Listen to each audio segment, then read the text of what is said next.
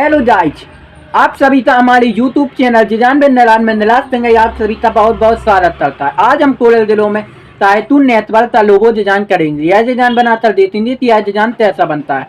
आप भी इसे बनाने का प्रयत्न जरूर करें और आप हमारे चैनल पर नए नए आए हैं तो लाइक शेयर सब्सक्राइब जरूर करें और बेल आइकन तो प्रेस करना ना भूलें, जिससे कि हमारे नए डिजाइन के अपडेट आप तक सबसे पहले पहुँच सकें।